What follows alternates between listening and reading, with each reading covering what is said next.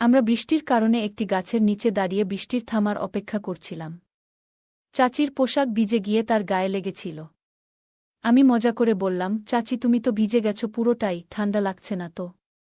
চাচি হাসি দিয়ে বললেন, আমি লজ্জা পাচ্ছি, আমরা কথা বলতে বলতে বৃষ্টি উপভোগ করছিলাম। এমন সময় আমি চাচির কাছে গেলাম আর চাচিকে, আমার নাম কুনাল, আমি 23 বছরের একজন অবিবাহিত যুবক। চাচি ছিল অনেক সুন্দর আর মায়াবী, আমার থেকে 4 বছরের বড়।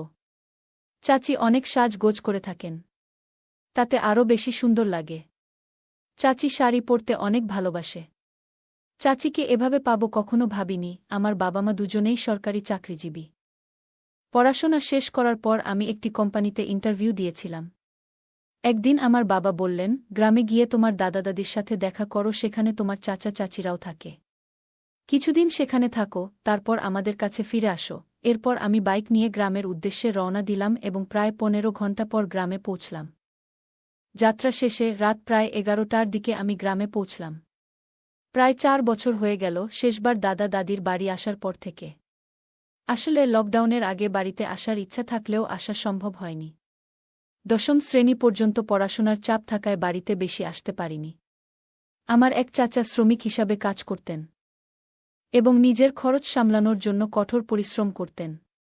তবে মাঝে মাঝে মদের প্রতি তার আসক্তি বাড়তে থাকায় সমস্যা তৈরি হয়েছিল। দাদা দাদি অনেকবার তাকে বোঝানোর চেষ্টা করলেও তেমন কোনো পরিবর্তন আসেনি। যখনই বাড়িতে আসতেন তিনি মদ খেয়ে আসতেন। চাচা নিজেও মাঝে মাঝে আমাকে কিছু দিতে চাইতেন, তবে আমি সব সময় তা এড়িয়ে চলতাম। চাচির সাথে আমাদের সম্পর্ক ছিল বন্ধুত্বপূর্ণ, তিনি সব সময় আমার খেয়াল রাখতেন। তাকে আমি শুরু থেকেই মনে মনে ভালোবাসতাম। আমার চাচিও খুব কাছের ছিলেন। চাচার জন্যে তিনিও মাঝে মাঝে মদ পান করতেন। আমরা রাতে বসে অনেকক্ষণ গল্প করতাম। আমার চাচি বিয়ে করেছেন এবং তিনি আমার থেকে মাত্র 4 বছরের বড়। চাচির সাজসজ্জা ছিল চমৎকার আর তার রুচিও ছিল প্রশংসনীয়। তবে চাচার ব্যস্ততার কারণে চাচা চাচিকে খুব একটা সময় দিতে পারতেন না। চাচি ছিলেন খুব সুন্দর, তার রূপ এবং পোশাক দেখলে যে কারো মন জয় কেড়ে নিবে। তিনি ছিলেন অসাধারণ। আমি চাচির কোনো প্রশংসা না করে শুধুই বললাম, আমাদের বাড়িতে বাচ্চাদের আনন্দ করা কবে দেখব? তিনি হাসি দিয়ে বললেন, তোমাদের সঙ্গে তো আমিও আছি, কিন্তু আমারও তো ইচ্ছা বাচ্চা নেয়ার। কিন্তু স্বামী আমার সঙ্গে সময় কাটানোর সুযোগ পায় না। চাচার বয়স তখন 45, তিনি এক তরুণীকে বিয়ে করেছিলেন। কিছুদিন খুব ভালো সময় কাটালেও পরে চাচা বেশি মদ্যপানে আসক্ত হয়ে পড়লেন, এমনকি ঘুমিয়ে পড়তেন বাসায় এসে। বাকি দুনিয়ার কোনো খবর রাখতেন না। চাচি একদিন আমাকে এসব কথা বলছিলেন। তিনি জিজ্ঞেস করলেন, তোমার কি কোনো গার্লফ্রেন্ড আছে? আমি বললাম, না, কোনো গার্লফ্রেন্ড নেই। মেয়েবন্ধু আছে অনেক, কিন্তু গার্লফ্রেন্ড নাই। তখন তিনি মজা করে বললেন, তোমাকে তো বেশ ভালো দেখতে, এখনও গার্লফ্রেন্ড হলো না? আমার বিশ্বাস হয় না তো। আমি মজা করে বললাম, আচ্ছা চাচি, তুমি আমার গার্লফ্রেন্ড হয়ে যাও না। তিনি হেসে বললেন, তুমি বোকা, আমি তো তোমার চাচি। আমি আবার বললাম, আমি তো শুধু মজা করছিলাম। পরে চাচি বললেন, তোমার চাচা কি কখনো আমাকে বেড়াতে নিয়ে গেছে? বিয়ের পর থেকে আমি এই বাড়ির 4 দেয়ালের মধ্যেই আছি। তার এসব বিষয়ে কোনো আগ্রহ নেই। আমি বললাম, আচ্ছা, তাহলে আমি একটু মজা করব, ড্রিঙ্ক করব। তুমি কি আমার সঙ্গে যোগ দেবে? চাচি তখন একটু হেসে বললেন, এখন দেরি হয়ে গেছে, ঘুমাতে যাওয়া উচিত। কাল কথা বলবো। অনেকদিন পর কারো সাথে কথা বলে ভালো লাগলো। তুমি সত্যি অনেক ভালো মানুষ। আমি যখন সবাই আমাকে এমনভাবে দেখছিল যেন আমি একজন ভিন্ন অঞ্চলের মানুষ, এবং সবাই খুব আন্তরিকভাবে আমাকে আপ্যায়ন করছিল। চাচি হাসি মুখে এসে বললেন, আমি বাইরে থেকে কিছু খাবার নিয়ে এসেছি। দাদা দাদি ঘুমিয়ে পড়ার পর আমি যে ঘরে ছিলাম সেখানে চলে আসলাম। চাচি আমার ঘরে এসে বসলেন। আমি আগে থেকেই কিছু ড্রিঙ্কস প্রস্তুতি নিয়ে রেখেছিলাম। চাচি বললেন, তোমার চাচা সবসময় আমাকে একটু দেশীয় পানীয় খেতে দিতেন, তবে এটা বেশ আলাদা। আমি বললাম, এই পানীয় পান করার পর কারো সামনে গেলেও কোনো গন্ধ থাকবে না। কেউ বুঝতেই পারবে না যে তুমি ড্রিঙ্কস করছ। এটা অনেক দামি ড্রিঙ্কস। আমরা কিছুক্ষণ গল্প করছিলাম। চাচি একটু ক্লান্ত হয়ে বিছানায় শুয়ে পড়েছেন, কিন্তু হাঁটতে পারছি না। এসব মদ পান করার কারণে হয়েছে। তুমি যদি আমাকে আমার রুমে পৌঁছে দাও, অথবা আমি তোমার রুমে ঘুমাই। আমি বললাম, আমারও এখন চলার শক্তি নেই। আমি তোমাকে রুমে পৌঁছে দেব, আর আজকে বিশ্রাম নিই। তখনই চাচি আমার হাত ধরে একটু বসতে বললেন। আমরা আরও কিছুক্ষণ কথা বললাম, হঠাৎ দরজায় কড়া নাড়ার শব্দ হল। রাত তখন 12টা বাজে। দরজা খুলতেই চাচা আমাকে দেখে হাসলেন এবং সবকিছু স্বাভাবিকভাবে চলতে থাকল। তিনি আজও মদ খেয়ে এসেছেন। গতকাল রাতে কথা বলতে বলতে আন্টি রুমে চলে গেলেন। চাচার ঘর থেকে কিছু শব্দ ভেসে আসছে। আর আমি ভাবছিলাম যে হয়তো ওদের মধ্যে কোনো ঝামেলা হয়েছে। কিছুক্ষণ পর চাচি বাইরে এসে আমার কাছে এসে বললেন, তোমার চাচা এখন শুধু ঘুমানোর জন্যই বাসায় আসে, আমাকে তেমন একটা সময় দেয় না। আমি তার কথার ইঙ্গিতও বুঝতে পারছিলাম, কারণ তার মন খারাপ ছিল। চাচির কপালটাই খারাপ ছিল, কারণ চাচা সব সময় মদ পান করে ঘরে আসতেন। চাচির কথা একটুকুও ভাবে না। মাঝে মাঝে তো মদ পান করে এসে চাচিকে মারধর করতেন। চাচি এসে আমার পাশে বসে বললেন, তুমি অনেক ভালো ছেলে, তোমার চিন্তাধারাও সুন্দর। আমি তার কথাগুলো শুনছিলাম, কিন্তু বুঝতে পারছিলাম যে সে একটু বেশি আবেগপ্রবণ হয়ে পড়েছে। আমি তার দিকে তাকিয়ে শান্তভাবে কথা বলতে চেষ্টা করলাম। তখন চাচি তার হতাশার কথা শেয়ার করলেন, আর আমি তাকে বোঝানোর চেষ্টা করলাম যেন সে চিন্তা না করে। তাকে আমি অনেক বুঝালাম। আমরা কিছুক্ষণ এভাবে গল্প করলাম, আর আমি চেষ্টা করছিলাম পরিস্থিতি শান্ত রাখতে।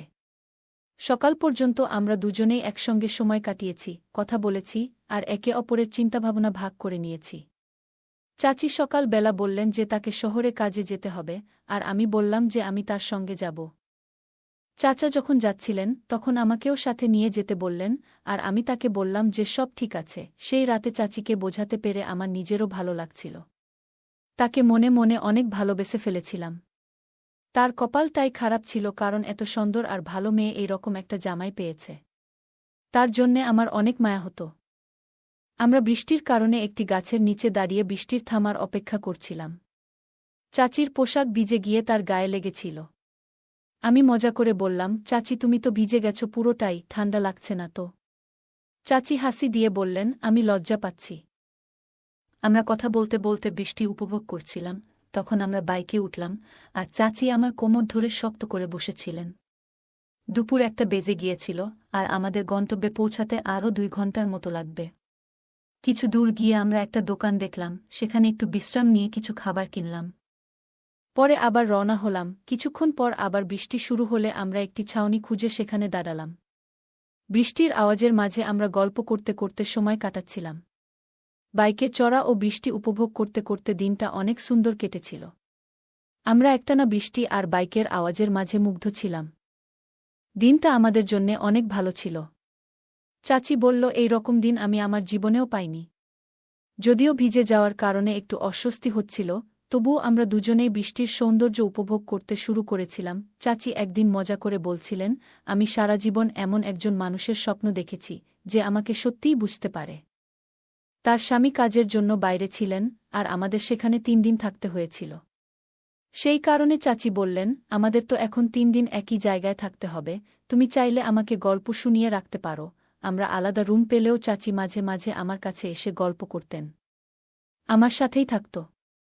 তিনি বললেন, তুমি চলে যাবে, কিন্তু আমি এখানে কিছুদিন থাকব, তাই সময়টা মজায় কাটানো যাক। আমিও ঠিক সেটাই চেয়েছিলাম, তাই কিছু গল্পের বই নিয়ে এসেছিলাম, যাতে আমরা দুজনেই ভালো সময় কাটাতে পারি। আমি গল্প শুনিয়ে চাচিকে ভালো রাখতে চেয়েছিলাম। আর সেই সময়টা খুবই উপভোগ্য ছিল।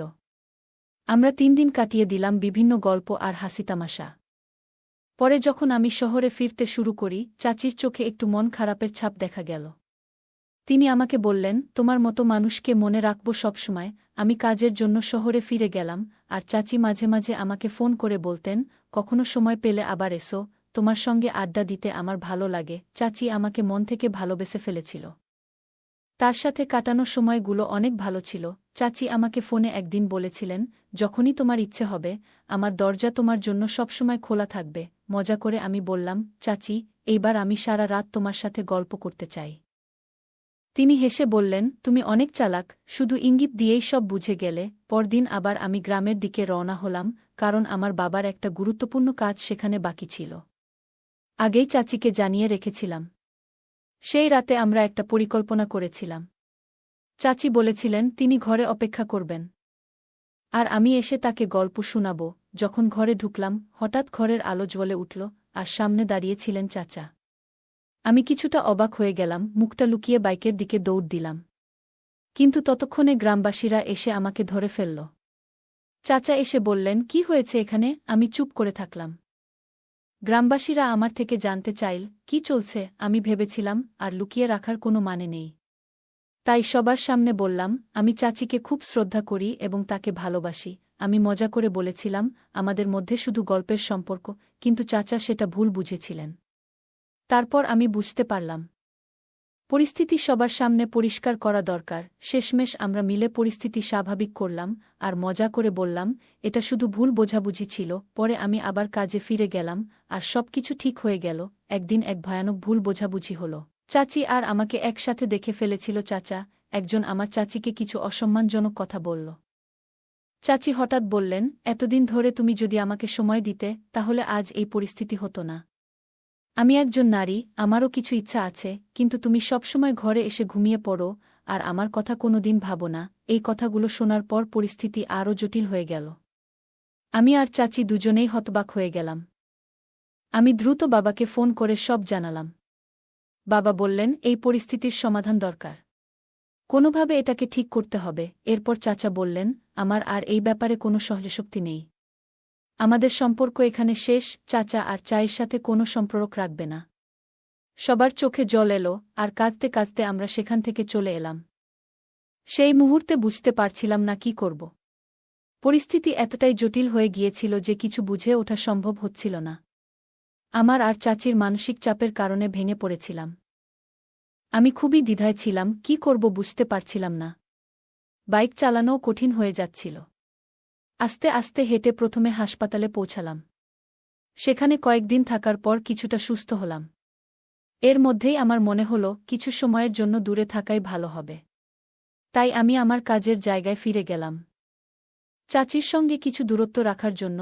তখন চাচি আমাকে বললেন, আমরা এত ঝামেলা পেরিয়ে এসেছি, যেন আমরা এখন একে অপরের আরও কাছাকাছি। আমি মজা করে বললাম, তুমি সবসময় আমার বিশেষ একজন ছিলে আর তুমি আমার জীবনে অনেক বেশি গুরুত্ব রাখো। চাচি হেসে বললেন, তুমি আমার কল্পনার চেয়েও ভালো।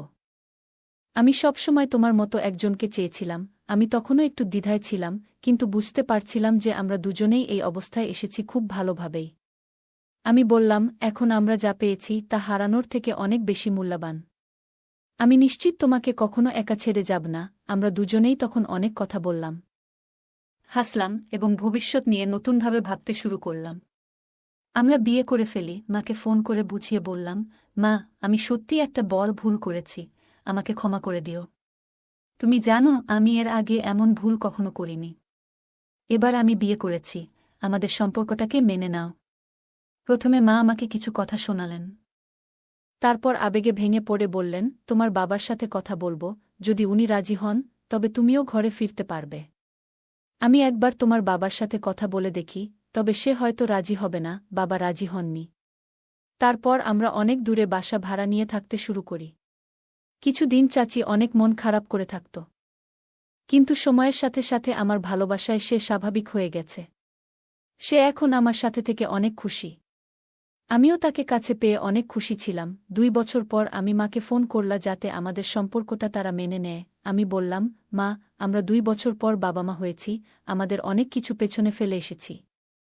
যখন মাকে জানালাম তিনি নাতি পেয়েছেন, তখন তিনি খুশিতে কেঁদে ফেললেন আর বললেন, তোমার বাবাকে এটা জানাতে হবে, একবার আমাদের বাড়ি এসো।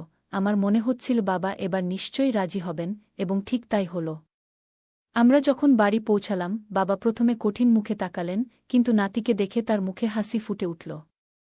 আমাদের সবাইকে স্বাগত জানালেন। এই গল্প থেকে আমরা শিখি যে জীবনে ব্যস্ততার মাঝেও পরিবারের জন্য, বিশেষ করে সঙ্গীর জন্য সময় বের করা উচিত। আমাদের জীবনে অনেক চাহিদা থাকে, কিন্তু সম্পর্কের যত্ন নেওয়াও খুব জরুরি, নইলে সম্পর্ক দুর্বল হয়ে পড়তে পারে। বন্ধুরা, কেমন লাগলো আজকের এই রোমান্টিক গল্প?